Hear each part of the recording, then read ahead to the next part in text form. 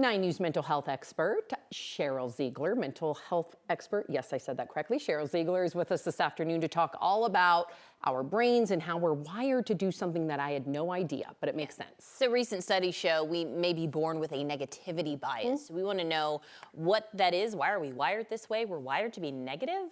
Yes, we are. It's survival. So a negativity bias means that you pay more attention to the things that are maybe going wrong or not so great in your life, even when the magnitude of something going positively is about at the same level, we will still be hardwired to look toward the negative.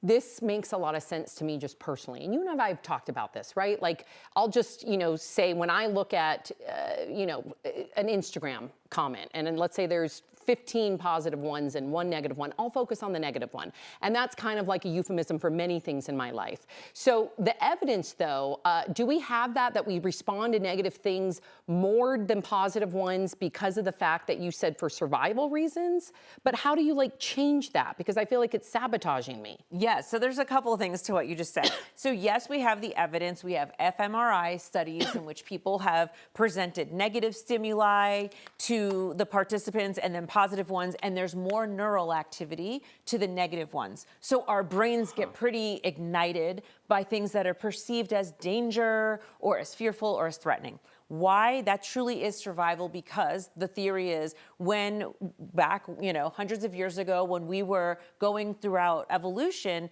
those negative things in the environment were life or death. And so you really needed to pay attention to them. It's not like today where there's so much information being thrown at us, we actually have to filter it. So we were wired for that, and so that's one piece. But the interesting part is that there's a gender difference here. And women are more prone to the negativity bias, which in some ways actually surprised me.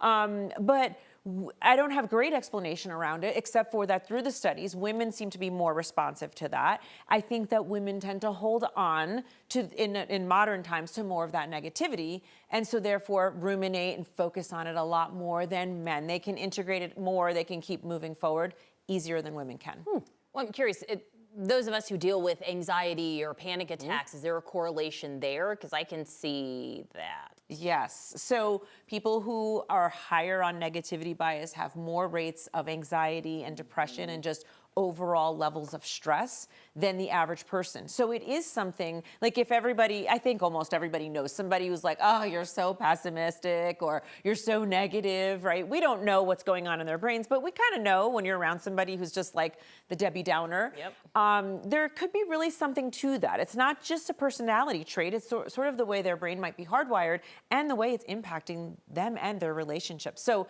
I think it is something to pay really close attention to and change.